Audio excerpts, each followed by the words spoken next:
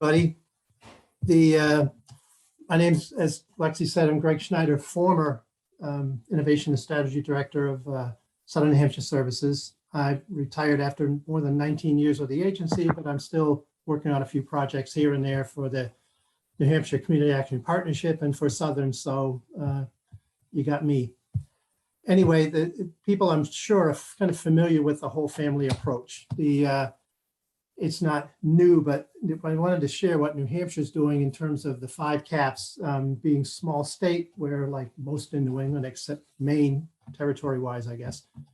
In Northern New England, we have the capacity to come together more often, I think, and with only 5 caps in a small state, we can not necessarily get a lot more done, but maybe get some more stuff done easily. So we're trying to switch that mindset from the from the work with the kids, work with the parents separately, but to come together and break more importantly, within the agency, and I guess to build toward that, get away from the grants management business model, which is siloed funding, siloed services, siloed applications, to a more inclusive, family-centered approach, obviously, is the core of whole family. So we started a few years ago with initiating the culture change that we all know has to happen with breaking away from that grant management centered system. Talk to the board, talk to staff, talk to federal and state partners, and started to roll out a plan to how we were going to do this in terms of switching, kind of turning the ocean liner, as it will. Southern is the biggest of the 5 caps in terms of clients served, but it's not the biggest geographic wise. We're kind of a rural state, like most of Northern New England, but we have in our agency, the 2 population centers, if you will, in the state, cities of Manchester and Nashua. And so we probably got up 50 or 53% of the population in the state, just in our 2 counties in Southwest New Hampshire. But we got to get things rolling. One of the things we did was we invited about 30 customers of the agency and about the equal number of staff to what we call an Issues and Opportunities Forum, to find out from them what would work for them and what wasn't working now. So we did a series of exercises at a 2-day forum. One involved journey mapping, which was very interesting in terms of what was uncovered from folks sharing their frustrations and their success stories, but more we wanted to center on what's not working, sharing their frustration with numerous applications, providing the same information over and over. Somebody in one department not even knowing they were already being helped by somebody in another department within the same agency, calling for additional help and finding out that the person they talked to on the phone didn't even know we offered that help, but we did.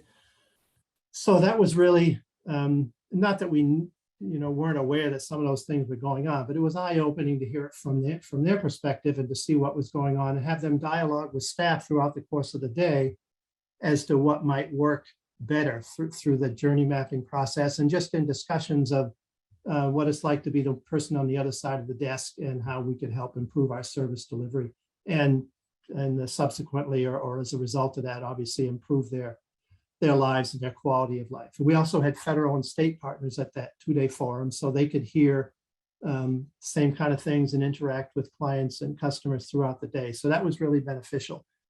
And Jeannie Chafin and Tiffany Marley from the partnership came out and helped us with some bigger context, kind of shaping all five of the caps. All 5 are instituting a whole family approach. Some are at different levels than others, different stages in the process of development. So we're all rolling it out based on our agency resources and the approach we're taking. One of the challenges has certainly been COVID. It's a list of the partners that are involved. The NCSL is National Council of State Legislators. There's a get the name right, New Hampshire Community Partnership, the Whole Family's Job Initiative State Chapter Work Groups, which it's a mouthful, but basically it's partners from different levels coming together to decide to talk about how we can help families with employment, which obviously helps income, which obviously helps stabilize the family, et cetera. So that whole continuum of needs that families have, the state legislators working with federal partners and with local agencies on the ground to determine how we can all come together and help families in a more cohesive way.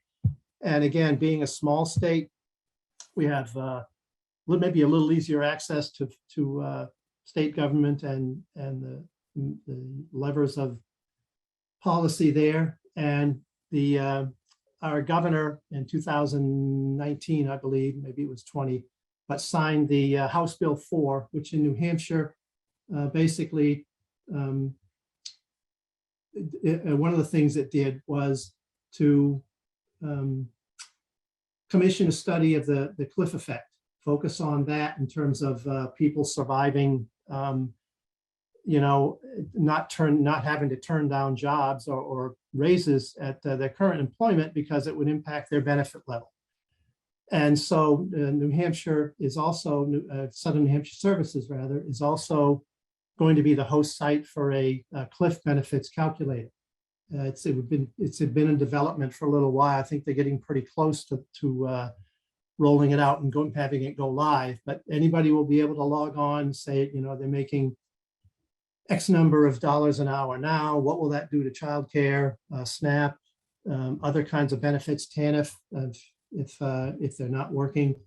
If they can plug in whatever their situation is, and the calculator will tell them, here's what happens as a result of that if you take option B, here's what happens if you go with option A, and plug in various scenarios to see how their lives will be impacted by a reduction in benefits and or an increase in income. So we really have a lot of cooperation at the state level with what's going on. So it's really a small state collaborative effort. Again, Southern is the largest cap. One of the challenges has been COVID, obviously. We've developed some initiatives, but not able to roll a lot of them out as strongly as we'd like to. One of them is a car purchase program. We're partnered with a local credit union and with a local auto dealership in our area to provide new cars at an affordable price for people who qualify income-wise in terms of they prove that they can sustain the car payment as low as it is, and maybe even get them help with insurance. One of the caveats is they have to go through our program called Your Money in Action, which is a financial coaching, financial literacy kind of program that we developed. It can be given, delivered personally with classroom interaction kind of thing. COVID kind of put the kibosh to that, but we've recorded it, and families can access that and do a self directed kind of approach, and then get together with a family resource specialist at the agency afterwards and get more help and find out exactly where they stand. Braiding funding is obviously a challenge in terms of somebody working in fuel, the state not wanting them to spend time helping somebody with a childcare issue if they're paid to deliver fuel services. But again, we're working with the state, and the folks are on board with looking at how we can, and at the federal level, we had conversations with regional folks to say, how can we work with the structure as it is to make it work better for families in terms of a family resource specialist being able to help a family with whatever needs they have when they walk in the door. Be their point person and not have to shuttle them from office to office to department to department just to get all their needs met in the course of one visit, as opposed to having to come back again and again, dealing with childcare issues and all the stuff we know are potential barriers to folks with limited income. So another challenge in terms of the car program was the price of cars. We all know what happened with the processing chip shortage and cars short on dealers short on inventory and the prices going up and that kind of thing. So there've been some challenges and bumps along the way, but we're still working with another challenge, I guess, is the rent program kind of taking up all the oxygen in the room. We've got a lot of staff and hiring a lot of new staff to work on the rental assistance program.